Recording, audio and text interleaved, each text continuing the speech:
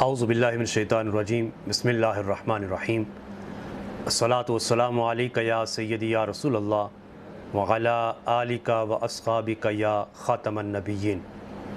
محترم ناظرین، السلام علیکم ورحمۃ اللہ وبرکاتہ۔ آپ دیکھ رہے ہیں CNN اور میں ہوں آپ کا میزبان محمود احمد تبسم۔ ناظرین، آج 7 ستمبر ہے اور تاریخی اعتبار سے یہ دن بہت اہمیت کا حامل ہے۔ 7 ستمبر کا دن مسلمانان پاکستان کے لیے بالخصوص اور مسلمانان عالم کے لیے بالعموم ایک یادگار اور تاریخی دن کی حیثیت رکھتا ہے۔ یہ دن جب ہر سال لوٹ کر آتا ہے تو ہمیں اس تاریخ ساز فیصلے کی یاد دلاتا ہے جو پاکستان کی قومی اسمبلی نے عقیدہ ختم نبوت کی حقانیت کا برملا اور متفقہ اعلان کرتے ہوئے جاری کیا تھا۔ اس عظیم اور تاریخ ساز فیصلے کی روح سے مرزا غلام احمد قادیانی اور اس کے ماننے والے احمدی اور لاہوری گروپ کو کافر قرار دے کر دائرہ اسلام سے خارج کر دیا گیا تھا۔ امر واقع یہ ہے کہ 7 ستمبر 1974 کو پاکستان کی قومی اسمبلی کے اس متفقہ فیصلے کا اصل محرک کون ہے، تو اس پر میں آپ کو تاریخی حقائق کی روشنی کے اندر اور بالخصوص پاکستان کی قومی اسمبلی میں اس تاریخی دن کے اعتبار سے اگر دیکھا جائے جو تاریخی فیصلہ ہوا وہ ریکارڈ کی روشنی کے اندر آج کچھ تاریخی حقائق آپ کے سامنے رکھتا ہوں۔ تو 1974 کو 7 ستمبر 1974 کو جو قومی اسمبلی کے اندر قرارداد پیش کی، وہ پیش کرنے والے قائد اہل سنت، قائد تحریک ختم نبوت علامہ شاہ احمد نورانی صدیقی رحمۃ اللہ تعالی علیہ کی تیار کردہ تاریخی قرارداد تھی جو آپ نے 30 جون 1974 کو قومی اسمبلی میں پیش کی۔ ناظرین، یہ یاد رہے کہ 30 جون کو قرارداد پیش ہونے سے لے کر 7 ستمبر 1974 کو قرارداد کی منظوری تک ہونے والے اسمبلی کے ان کیمرہ اجلاس تھے اور ان کی نشر و اشاعت پر مکمل پابندی تھی۔ اسی وجہ سے عرصہ دراز تک اصل حقیقت پس پردہ رہی۔ ناظرین، قرارداد ختم نبوت کے اصل محرک کون تھے، کن کن علماء نے دستخط نہیں کیے تھے، اور قومی اسمبلی کے ریکارڈ کی روشنی میں آج ہم اس حقیقت سے پردہ اٹھا رہے ہیں۔ مولانا نورانی علیہ رحمہ نے ماہنامہ ضیاء حرم لاہور کو ایک انٹرویو دیا اور اس کی روشنی کے اندر مولانا نورانی علیہ رحمہ فرماتے ہیں کہ اپریل 1974 کو میں ورلڈ اسلامک مشن کی کانفرنس جو لندن میں ہو رہی تھی اس میں شرکت کے لیے لندن گیا، اور ان دنوں مکۃ المکرمہ میں رابطہ عالم اسلامی کی کانفرنس ہو رہی تھی جس میں قادیانیوں کو متفقہ طور پر ان کے حوالے سے کوئی فیصلہ کرنا تھا۔ تو فرماتے ہیں کہ میں اس وقت تو مکہ معظمہ حاضر نہ ہو سکا اس لیے کہ لندن ورلڈ اسلامک مشن کی کانفرنس کے اندر مصروف تھا، لیکن اس کے فوری بعد جیسے ہی میں فارغ ہوا تو میں مکہ مکرمہ گیا، اور میرا وہاں مقصد ایک تو یہ تھا کہ میں کعبۃ اللہ کی زیارت، اور دوسرا سب سے بڑا مقصد یہ تھا کہ میں رابطہ عالم اسلامی کے اس کانفرنس میں جو قادیانیوں کو غیر مسلم قرار دیا اور ڈکلیئر کیا، میں وہ قرارداد حاصل کر سکوں۔ مولانا نورانی فرماتے ہیں کہ وہ قرارداد میں نے وہاں سے حاصل کر لی، اور 26 مئی کو یہ قرارداد لے کر پاکستان پہنچا تو قادیانیوں کا مسئلہ شروع ہو چکا تھا۔ ہم نے سب سے پہلا یہ کام کیا کہ رابطہ عالم اسلامی کی قرارداد کی روشنی میں قومی اسمبلی کے لیے اپنی قرارداد مرتب کی، جس میں حزب اختلاف کی تمام جماعتوں سے مشاورت کی، اور پھر یہی قرارداد ہم نے 30 جون کو قومی اسمبلی کے اندر پیش کی، جس میں 22 ارکان اسمبلی کے دستخط تھے۔ مولانا نورانی کا ایک اور انٹرویو جو انہوں نے اس وقت نمائے وقت کو دیا، اس میں آپ فرماتے ہیں کہ 1974 کے بجٹ اجلاس کے فوراً بعد میں نے قادیانیوں کو کافر اور مرتد قرار دینے کے لیے قومی اسمبلی میں قرارداد پیش کی۔ اسمبلی کے اندر جو دیگر علماء کرام موجود تھے ان میں مفتی محمود صاحب، علامہ عبد المصطفیٰ الازہری صاحب،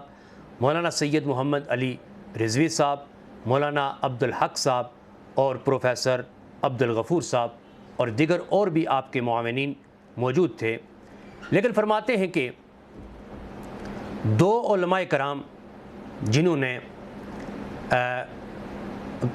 قادیانیوں کو جو کافر قرار دلانے کے لیے جو ہم نے قرارداد پیش کی، اس قرارداد کے اوپر 2 سینئر علماء کرام جن کا تعلق جمعیت علماء اسلام سے تھا انہوں نے دستخط نہیں کیے تھے، اور ان کے نام مولوی غلام غوث ہزاروی اور مولوی عبد الحکیم۔ فرماتے ہیں کہ اس قرارداد میں وہ شریک نہیں ہوئے اور اپنے آپ کو اس سے انہوں نے الگ رکھا۔ ناظرین، یہاں پر میں آپ کو بتاتا چلوں کہ یہ 1974 کی جو قرارداد پیش ہوئی اس حوالے سے بہت سارے لوگوں نے بہت سارا لٹریچر لکھا ہے، کتابیں لکھی ہیں، اور اس کے اندر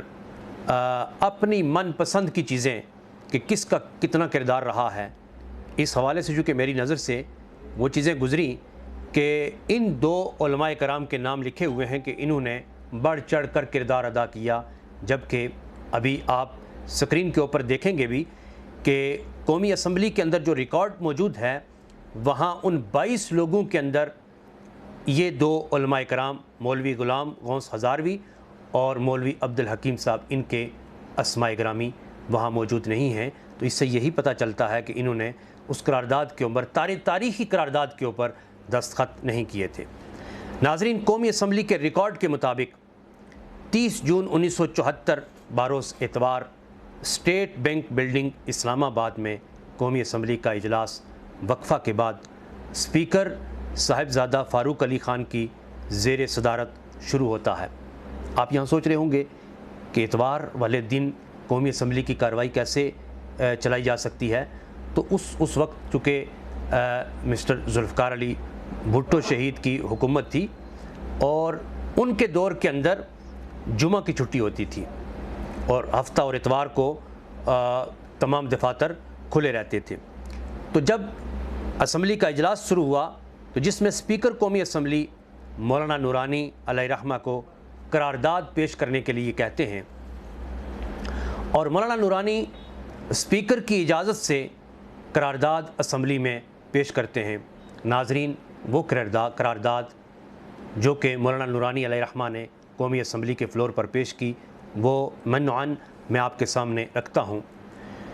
ہرگاہ کہ یہ ایک مکمل مسلمہ حقیقت ہے کہ قادیان کے مرزا غلام احمد نے نبی آخر الزماں حضرت محمد صلی اللہ علیہ وسلم کے بعد نبی ہونے کا دعویٰ کیا، نیز ہرگاہ کے نبی ہونے کا اس کا جھوٹا اعلان،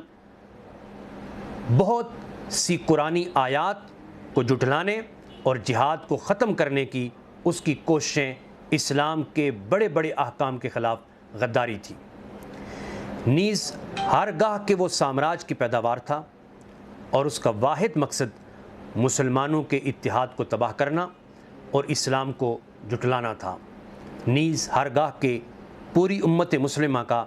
اس بات پر اتفاق ہے کہ مرزا غلام احمد کے پیروکار، چاہے وہ مرزا غلام احمد مذکور کی نبوت کا یقین رکھتے ہوں یا اسے اپنا مصلح یا مذہبی رہنما کی بھی صورت میں گردانتے ہوں، دائرہ اسلام سے خارج ہیں، نیز ہرگاہ کہ اس کے پیروکار،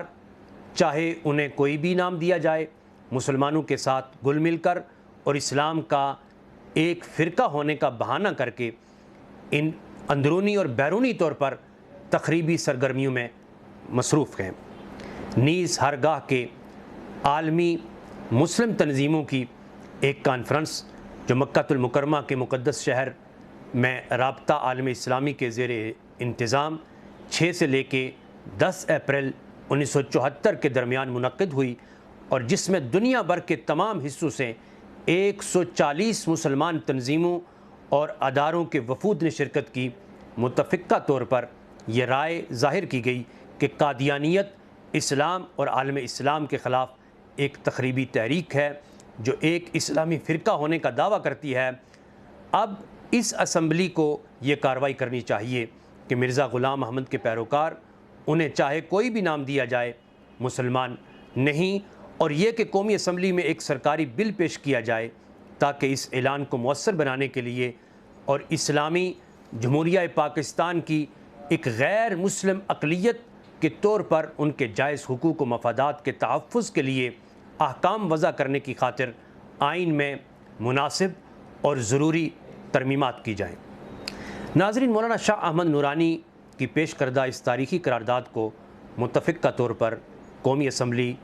پاکستان میں منظور کر لیا جاتا ہے، اور قومی اسمبلی کے ریکارڈ کے مطابق اس قرارداد پر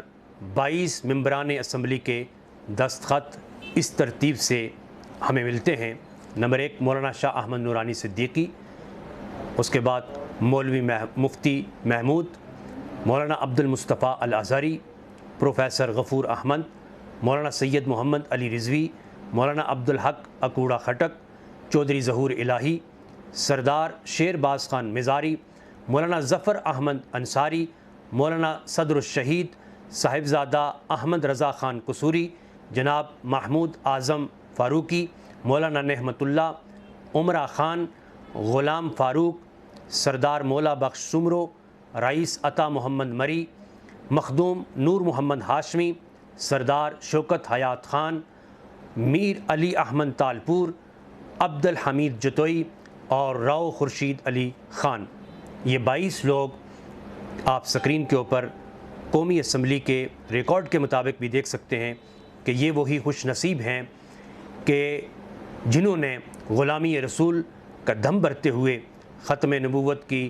اس قرارداد پر دستخط کر کے دنیا اور آخرت کے اندر سرخ رو ہو گئے۔ ناظرین، تحریک ختم نبوت میں یہ کریڈٹ مولانا نورانی علیہ رحمہ کو جاتا ہے کہ 1974 کے دوران تمام مکاتب فکر سے تعلق رکھنے والے علماء کو ایک پلیٹ فارم آل پاکستان مجلس عمل تحفظ ختم نبوت پر متحد کیا اور پورے پاکستان بھر کے دورے کیے۔ عوامی جلسوں، تحفظ ختم نبوت کانفرنسز کے لیے آپ نے کم و بیش 40,000 میل کا سفر طے کیا، اور اس دور کے اخبارات اور جرائد جو ہیں وہ دیکھے جا سکتے ہیں کہ مولانا نورانی نے اسمبلی کے اندر اور باہر مؤثر کردار ادا کیا۔ چنانچہ مولانا خود فرماتے ہیں کہ ایک رکن اسمبلی نے مجھ سے کہا کہ مرزا ناصر کہتا ہے کہ جب کوئی مسلمان فنا فی الرسول کے جذبے سے سرشار ہو کر مقام صدیقیت پر فائز ہو جاتا ہے تو اس کے لیے نبوت کی کھڑکی کھل جاتی ہے۔ تو مولانا نورانی علیہ رحمہ فرماتے ہیں کہ میں نے اس کے جواب میں اس کی یہ بات سن کر اس فاضل ممبر کو کہا کہ مرزا ناصر کا یہ کہنا ایسا ہی ہے کہ جیسے کوئی یہ کہے کہ جب کوئی مسلمان عبادت سے فنا فی اللہ کا درجہ حاصل کر لے تو اس کے لیے الوہیت کی کھڑکی کھل جاتی ہے۔ تو میرا یہ جواب سن کر وہ فاضل ممبر قومی اسمبلی کو میری بات سمجھ آ گئی۔ ناظرین، آج میری اس گفتگو کا حاصل اور مقصد یہ ہے کہ تحریک ختم نبوت کے اصل محرک کون ہیں۔ اگر مرزا غلام احمد قادیانی سے مناظرے کی بات ہو تو تاجدار گولڑا پیر مہر علی شاہ رحمۃ اللہ تعالیٰ علیہ وہ سامنے آتے ہیں اور مرزا غلام احمد قادیانی کے چیلنج کو قبول کرتے ہوئے اس سے مناظرہ کرنے کے لیے لاہور کی سڑکوں پر پہنچ جاتے ہیں، لیکن مرزا غلام احمد قادیانی پیر مہر علی شاہ صاحب کی للکار سن کر وہ مناظرے کے لیے نہیں آتا ہے۔ اگر ہم بات کریں کہ جب یہ ختم نبوت کی یہ تحریک اٹھی اور اس کے بعد قومی اسمبلی کے اندر یہ بل پیش ہوا اور قائد اہل سنت علامہ شاہ احمد نورانی صدیقی علیہ رحمہ کی تحریک پر اور آپ نے قرارداد پیش کی، یہ صحرا آپ کے سر جاتا ہے، تو قادیانیوں کو اس وقت کے وزیر اعظم ذوالفقار علی بھٹو شہید نے کافر قرار دینے میں اہم کردار ادا کیا، اور مولانا نورانی علیہ رحمہ بھی کئی مواقع کے اوپر یہ فرماتے تھے کہ ذوالفقار علی بھٹو کی بخشش کے لیے یہی ایک کافی ہے کہ اس نے ہمت اور جرأت سے کام لیا اور قادیانیوں کو کافر قرار دیا۔ اگر ہم بات کریں کہ اس کے بعد پھر مسئلہ درپیش تھا کہ وہ قادیانی جو ہیں اپنی عبادت گاہوں کو مسجد کا نام دیں گے اور اذان کا سہارا لے کر کے پھر وہ عبادت کے لیے یہ ساری چیزیں استعمال کریں گے، تو اس وقت فاضل عدالت نے بہت سارے علماء کرام کو لکھا کہ یہاں پر آ کر دلائل پیش کریں۔ تو پھر ہم دیکھتے ہیں کہ اہل سنت کی ایک عظیم شخصیت پروفیسر ڈاکٹر طاہر القادری صاحب 6 گھنٹے دلائل دیتے ہیں، اور ان دلائل کے اندر یہ بات ہوتی ہے کہ قادیانی آج کے بعد نہ اپنی عبادت گاہ کو مسجد کا نام دے سکتے ہیں، نہ ہی اپنی عبادت کے لیے بلانے کے لیے اذان کا سہارا لے سکتے ہیں۔ تو یہ مقصد کہنے کا یہ ہے کہ اہل سنت کی قربانیاں ہر میدان کے اندر ہمارے اکابرین علماء اور مشائخ نے صف اول کا کردار ادا کیا ہے۔ آج کا دن اس اعتبار سے بڑی اہمیت کا حامل دن ہے کہ 7 ستمبر 1974 کو قادیانیوں کے لیے یہ موت کا دن ہے، اور غلامان رسول صلی اللہ علیہ وسلم کے لیے یہ خوشی کا دن ہے۔ السلام علیکم ورحمۃ اللہ وبرکاتہ۔